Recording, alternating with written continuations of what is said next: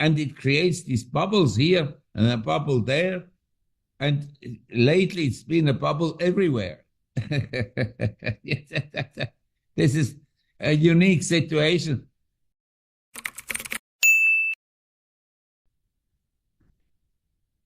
Well, this is obviously a very complex question because, as you know, an economy consists of different sectors.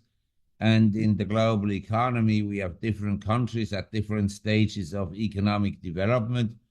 And then we had this huge financial bubble in the world called the financial system. And some markets are very high. Statistically seen, the US is very highly valued at the present time, in particular the popular stocks, the FANG stocks, the Magnificent Seven and so forth. And we have other markets that are relatively depressed. And some markets are actually also, in absolute terms, depressed. And I'm bringing this up because people, when you meet them at parties and at whatever events, they always say, yeah, I want to buy low and sell high. But actually, throughout financial history, people have done exactly the opposite. They buy high and sell low. I mean, this is a remarkable thing. I mean, I'm bringing this up because, as you know, at the present time, individuals and institutions in America have piled into US stocks. And the cash positions of both individuals and of financial institutions as a percentage of total assets is very low. It's at a record low. So the public and the financial institutions are euphoric about this market, especially after Trump got elected. But at the same time, you have, say, a proven investor that has done well over half a century, who is increasing his cash position. So you have the masses of people who buy things they have actually no clue about. They say, yes, NVIDIA is good, but exactly what NVIDIA does, they don't know. These are the same people that bought Cisco in 1999, 2000. And one man who essentially is a patient investor, is not a genius, he says himself, and Charlie Munger, who passed away recently, they both argued their strength is their patience and also long-term orientation, and that they don't have to deliver every quarter results. So this man, Warren Buffett, as a percentage of total assets, he's at a record high. It gives you something to think about. I mean, philosophically, the public buying like crazy, and one man who is a proven investor is maintaining a high cash position. Mm. And concerning the economy, all I can tell is that we had a setback. I'd call it actually an artificial setback brought about by COVID, but as we know now, and as some people knew right from the start, this COVID is an organized business deal, the purpose of which eludes me somewhat. But anyway, the economy collapsed. And from the collapsed low, say in May, June 2020, we had a recovery in the global economy, but most sectors of the global economy are still below the level in 2019, 2018. So we had a recovery, but it's not as strong as one would have expected it to be. And some countries are actually hardly recovering. And some sectors are actually way down from the peak level in 2019, partly because society has changed. So the global economy, in my view, is actually weak. Whether it will tilt into a serious recession or not, I wouldn't know. But one thing I know, we're dealing with a two-tiered economy. The money printing by the Fed has not helped the typical household, not at all. The typical household is faced, and this is not only in the US, it's in Europe the same, and in other countries the same, is faced with cost of living increases that exceed his wage gains.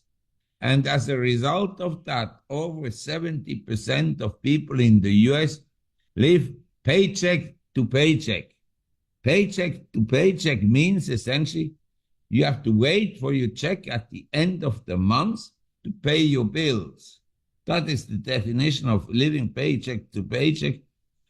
In my view, it's a modern form of slavery, because the people who live on paychecks, they cannot express their own opinions. They have to do what they're told by the system or by the companies they work for and so on. And the rich people, they benefited from money printing. And this is the crazy thing about monetary inflation. It distorts everything. The prices are very difficult to determine. You can say this is expensive compared to that and so on, but it's very difficult to say this is absolutely expensive or absolutely cheap, because the monetary inflation touches different sectors of the economy at different times, and it creates these bubbles here and a bubble there, and lately it's been a bubble everywhere.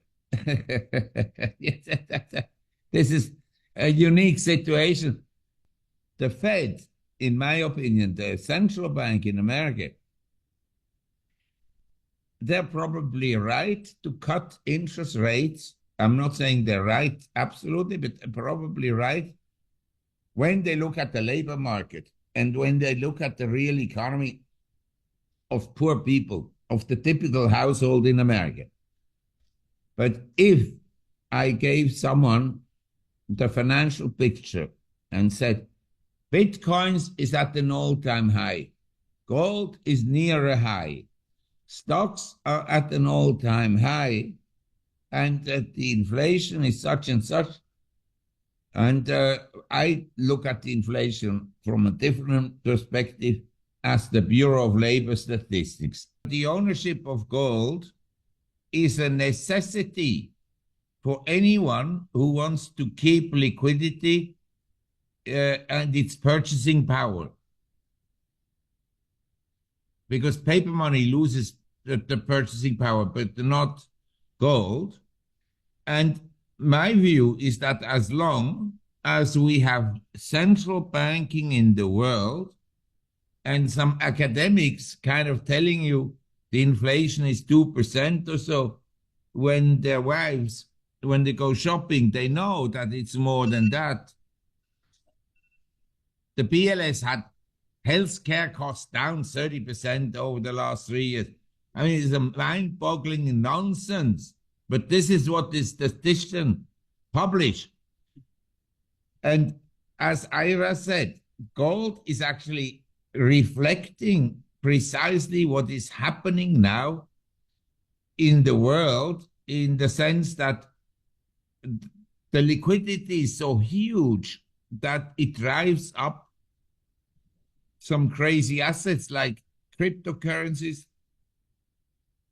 And I'm not saying that gold is a crazy asset, but if there was monetary stability, gold wouldn't be in a bull market.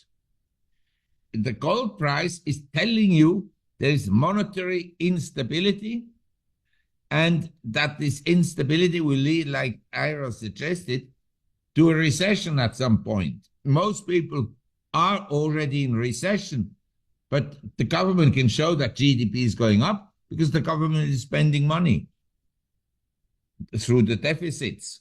And my view is that we are in a period of turmoil, and that the resource-oriented stocks, say you take oil stocks as the whole oil sector as a percent of the S&P it's at a historical low or close to a historical low, whereas tech stocks are up here in the sky. And I've just seen, I mean, John Hussman, uh, he, he's not the most bullish person, but statistically he's well informed, and he published statistics showing how the most expensive stocks and the most popular stocks perform in the long run. And in the long run, they don't perform better than the market. So it means that when they're grossly overpriced, like the case is now, they will underperform for a while. And I thought this is very interesting, that the public's money flows into most overvalued type of or expensive shares.